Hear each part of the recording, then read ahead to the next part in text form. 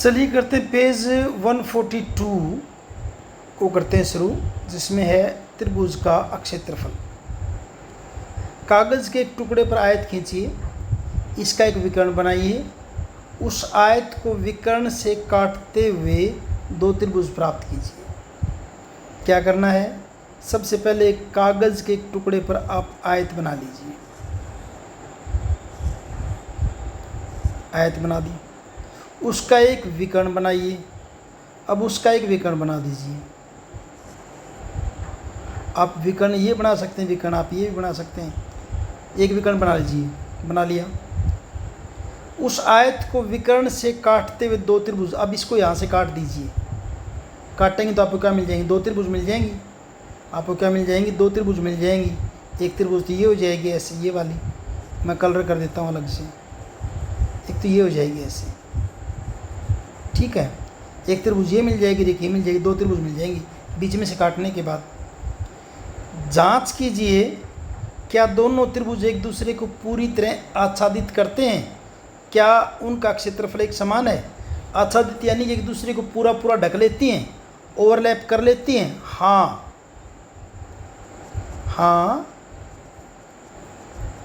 दोनों त्रिभुज एक दूसरे को आच्छादित, ओवरलैप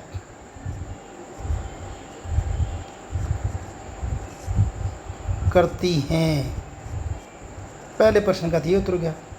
अब क्या उनका क्षेत्रफल समान है? अगर पूरा पूरा ढकेंगे तो क्या हो जाएगा फिर? हाँ, अक्षेत्रफल समान होगा। फिर अक्षेत्रफल समान है।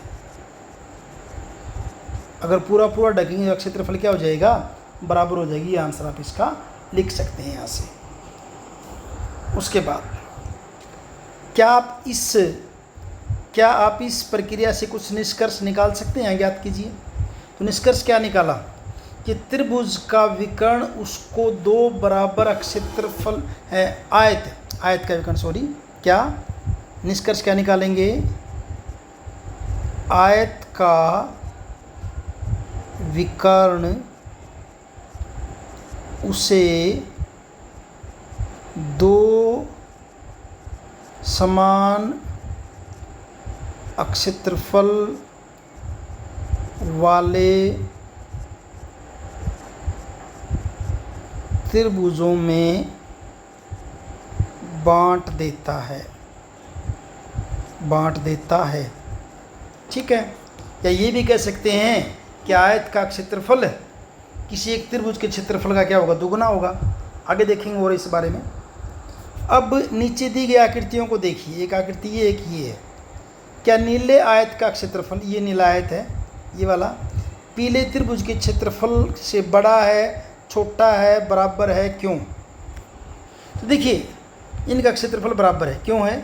सपोज कीजिए जैसे ये रंग है, एक त्रिभुज आपका ये है, इसको उठा के रख दिए यहाँ, और ये वाला पार्ट इसको उल्टा करके रख दिया यहाँ।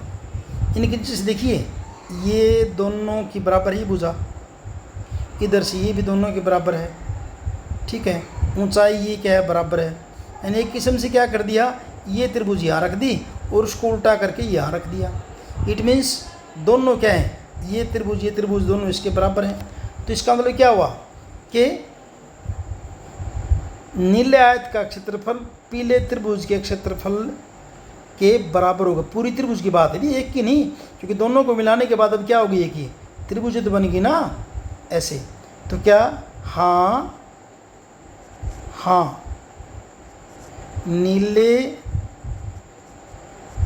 आयत का क्षेत्रफल पीले त्रिभुज के क्षेत्रफल के समान है। और क्यों है?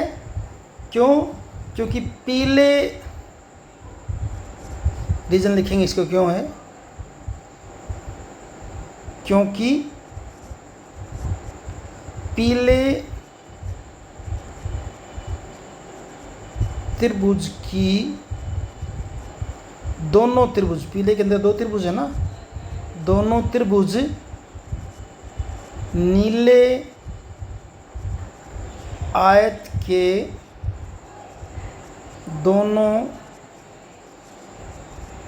त्रिभुजों के समान हैं या पूरी पूरी आच्छादित करती हैं या उनका क्षेत्रफल बराबर है। अब आगे क्या है, क्या तुम नीले आयत और पीले त्रिभुज के मध्य और उनके क्षेत्रफल में कुछ संबंध देख सकते हो। यहाँ लिखिए, क्या तुम नीले आयत और पीले त्रिभुज के मध्य कोई संबंध देख सकते हैं, उसको देखिए। अभी पीले त्रिभुज के और नीले त्रिभुज के क्षेत्रफल के संबंध में आपस में क्या संबंध है। अगर तो हम बात करें पूरे त्रिभुज की इसकी, तो क्या होगा, इस आयत के क्षेत्रफल के बराबर है। लेकिन अगर इसका आप पार्ट ले लें और इसको पूरा ले लें तो फिर क्या होगा, आपका इस त्रिभुज का क्षेत्रफल आयत के क्षेत्रफल का क्या हो जाएगा, आधा हो जाएगा। या ये कह देंगे इस आयत का क्षेत्रफल इस एक त्रिभुज के एक के क्षेत्रफल का क्या होगा, दुगुना होगा। अब ये आपने देखना है कि आप त्रिभुज की जब बात कर रहे हैं तो इस एक त्रिभुज को लेके मान के चल रहे हैं या इस पूरे त्रिभुज को मान के चल रहे हैं। अगर पूरे को मान के चलेंगे तो दोनों का क्षेत्रफल बराबर है। लेकिन मान लीजिए मैं इसको कह रहा हूँ त्रिभुज नंबर 1 कह रहा हूँ ये, और ये आपकी आयत है पूरी 2, तो उस केस में क्या होगा, इसी फॉर्मूले को, उस केस में हम क्या कह सकते हैं, क्या एक वाला पीले, बल्कि लिख लेते हैं नीले आयत का क्षेत्रफल बराबर 2 गुणा एक पीले त्रिभुज का क्षेत्रफल। एक पीले त्रिभुज का क्षेत्रफल, यानी कि ये त्रिभुज 1 है, मान लीजिए ये त्रिभुज 3 है, तो 1 का क्षेत्रफल इस नीले आयत के क्षेत्रफल का आधा, 3 का क्षेत्रफल नीले आयत के क्षेत्रफल का आधा। अध्यापक टिप्पणी, विद्यार्थियों को उनके निष्कर्षों को जोड़ने और जिन संबंधों का अवलोकन उन्होंने किया है उन्हें अपने शब्दों में लिखने की सहायता दीजिए। इससे वे एक साधारण कथन तक पहुंच जाएंगे कि एक विकर्ण की परिभाषा को कक्षा में समन करवाइए। दिए गए अभ्यासों का अवलोकन करने पर प्राप्त निष्कर्षों एवं संबंधों की जांच के लिए ग्रिड पेपर पर कुछ उपयुक्त त्रिभुज बनाइए, जैसे यहाँ बना रखे हैं। पिछली कक्षाओं की अपनी समझ का प्रयोग कर ग्रिड पेपर द्वारा किसी भी बंद आकृति के क्षेत्रफल की गणना कीजिए। ग्रिड पेपर की सहायता से बंद आकृति का क्षेत्रफल निकालना, मान लीजिए आपको, तो पहले क्या देखिए, नीले त्रिभुज BAD का क्षेत्रफल, नीला त्रिभुज ये दिखा रखा है, ये रहा नीला, ये वाला नीला त्रिभुज, इसका क्षेत्रफल। तो क्या बताया था नियम, अगर आप ग्रिड पेपर की अगर बात करते हैं तो अगर पूरा वर्ग है तो पूरा काउंट करेंगे, आधा है तो आधा ही करेंगे, आधे से कम है छोड़ देंगे, आधा से ज़्यादा है पूरा काउंट करेंगे। देखिए कैसे करेंगे इसको करेंगे पूरा, एक काउंट करेंगे, 1 1 1 1, इसको 1 1 1 1 1, और ये क्या हो जाएगा, आपका आधा हो जाएगा। और अगर थोड़ा सा देखते हैं ना, हालांकि ये क्या हो रहा है, आपका आधे से कम ही है ये, तो 1 2 3 4 5 6 7 8 9, यहाँ से क्या बन रहा है 9.5, यानी कितना क्षेत्रफल कितना बन रहा है 9 सही 9 से 1/2 वर्ग इकाई बनेगा। अगर इसको देखते हैं तो इसमें, क्योंकि ये क्या आपका ये आधे से कम है छोड़ना पड़ेगा, आधे से कम है छोड़ना पड़ेगा बाकी, और ये आधा था, आधा काउंट कर लिया। और अगर फार्मूला जो आपको त्रिभुज वाला होता क्या है, 1/2 आधार, ये कितना है 1 2 3 4 5, और ऊंचाई कितनी है 1 2 3 4, तो 2 दूनी 4, उसके हिसाब से क्षेत्रफल कितना हो 10 वर्ग इकाई आए, लेकिन अपना कितना आ रहा है 9.5। तो यानी कि ग्रिड पेपर की सहायता से हम कुछ तो नज़दीक पहुंच ही रहे हैं ना। तो इसका अगर हम ग्रिड पेपर की देखिए, किसका प्रयोग करना है? अपने ग्रिड पेपर का प्रयोग करना है। तो ग्रिड पेपर के हिसाब से तो क्या होएगा, 9 सही 1/2 ही आएगा इसका, और बाकी फॉर्मूला लगाएंगे तो अलग आएगा। अब ऐसे दूसरे पार्ट की बात करते हैं। दूसरे पार्ट में देखिए, दूसरे में किसका कह रहा है, लाल त्रिभुज ABE, लाल ये वाली दिख रही है, लाल ये बना रखी है, इसका बताना आपने। तो इसके अंदर वैसे करेंगे, देखिए कैसे कैसे काउंट करें इनको। इसमें देखिए ये आधे से ज़्यादा गया, आधा क्योंकि यहाँ से जाता 1 1 1 1, ये भी 1 हो जाएगा, ये भी 1, ये भी 1, ये भी 1, इसको छोड़ देंगे, इसको भी 1 करेंगे, इसको भी 1 करेंगे, और इनकी अगर बात करें, देखिए क्या आपका ये आधा है, ये भी है, और ये आपको छोड़ना पड़ेगा। नहीं ये भी आधा नहीं है, देखें तो ये भी आधा नहीं है, अभी ये भी नहीं, बस पूरे पूरे इतने ही हैं, बस ये इतना है, बस पूरा पूरा ही। अब देखिए यहाँ क्या बनेगा इनके हिसाब से, इनके हिसाब से करेंगे तो 1 2 3 4 5 6 7 8 9 और 10। क्षेत्रफल कितना है 10, यानी कि यहाँ क्षेत्रफल कितना बना 10 वर्ग इकाई। कितना बन जाएगा यहाँ पे 10 वर्ग इकाई। और यहाँ फॉर्मूला लगाएंगे तो क्या होगा 1/2। नीचे कितने हैं 5, ऊपर कितने हैं 4, 2 दूनी 4, ये क्या है 10 हो गया, यानी यहाँ भी 10 यहाँ भी 10।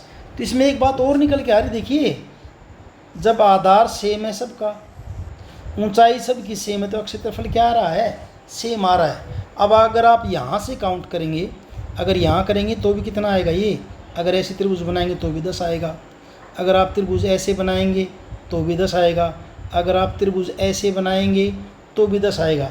हर एक केस में 10 आएगा। आप कहीं से भी मिला दीजिए, कहीं से भी मिला दोगे, क्षेत्रफल कितना आएगा 10 ही आएगा।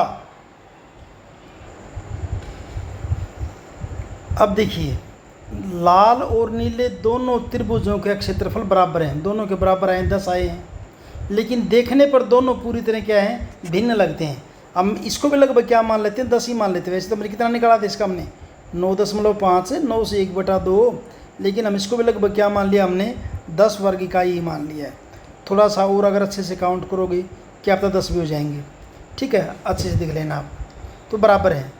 अब आयत ABCD का क्षेत्रफल, अब पूरी आयत ABCD की अगर बात करें ABCD की, तो इसमें कितने सारे खाने गिन लीजिए 1 2 3 4 5, 5 चौके 20। ABCD का क्षेत्रफल कितना हो जाएगा आपका 20 वर्ग इकाई हो जाएगा, 20 वर्ग इकाई। आयत त्रिभुज BAD का क्षेत्रफल, त्रिभुज BAD का क्षेत्रफल आयत ABCD के क्षेत्रफल का आधा है भाई। त्रिभुज BAD जो आपने खींची थी ये, इसका क्षेत्रफल कितना निकाला था आपने 10, आयत का कितना है 20, इसका मतलब त्रिभुज का क्षेत्रफल क्या होगा, आयत के क्षेत्रफल का क्या हो गया आधा हो गया। त्रिभुज AB के विषय में आप क्या कहेंगे ABE, अगर ABE की बात करेंगे तो वो भी क्या होगा 10 ही आ रहा है, ये भी 10 आ रहा है। यानी कि यहाँ अगर AB के ऊपर, इसका मतलब क्या जो मैं अभी बता रहा था, AB के ऊपर आप कितना ही भी त्रिभुज बना दो, सबका क्षेत्रफल क्या होगा इस चतुर्भुज के क्षेत्रफल के आयत के क्षेत्रफल का आधा होगा। दो विभिन्न आयतों के दो आधे आधे इससे हो गए। तो त्रिभुज ABE का क्षेत्रफल क्या हो जाएगा, त्रिभुज AEF का क्षेत्रफल प्लस त्रिभुज BEF का क्षेत्रफल। यहाँ त्रिभुज AEF का क्षेत्रफल त्रिभुज AFED के क्षेत्रफल का आधा है। इसी प्रकार त्रिभुज BEF का क्षेत्रफल त्रिभुज BFEC के क्षेत्रफल का आधा है। अतः त्रिभुज ABE का क्षेत्रफल आयत AFED के क्षेत्रफल का आधा, आयत BFEC का क्षेत्रफल का आधा, आयत AFED और आयत BFEC के क्षेत्रफलों के योग का आधा। यानी इन दोनों को योग कर देंगे तो क्या हो जाएगा ABCD के क्षेत्रफल का आधा। यानी कहने का मतलब क्या हुआ, त्रिभुज का क्षेत्रफल आयत ABCD का क्षेत्रफल का आधा होगा। तो निष्कर्ष क्या निकला, अगर आयत की, तो निष्कर्ष क्या निकला जो मैं शुरू में बता रहा था। देखिए अगर इस आयत की बात करें तो इस आयत के अंदर आधार जैसे अगर AB ले लें सबका, नीचे ये AB ले लें, आधार एक जैसा हो, ऊंचाई एक जैसी हो, तो त्रिभुज चाहे कोई भी बनाओ आप, उसका क्षेत्रफल आयत के क्षेत्रफल का क्या होगा आधा होगा। तो यहाँ निष्कर्ष लिख देंगे क्या, एक ही आधार व समान ऊंचाई होने पर त्रिभुज का क्षेत्रफल आयत के क्षेत्रफल का आधा होता है। यानी त्रिभुज का क्षेत्रफल, आयत का क्षेत्रफल क्या होता है, लेंथ इंटू विड्थ, और इसका आधा कर देंगे यानी कि 1/2। तो त्रिभुज का क्षेत्रफल क्या हो जाएगा, 1/2 लंबाई उस आयत की और चौड़ाई उस आयत की, जिसको हम बाद में क्या लिख देंगे, आगे याद करेंगे तो 1/2 बेस इंटू हाइट, 1/2 आधार गुना ऊंचाई।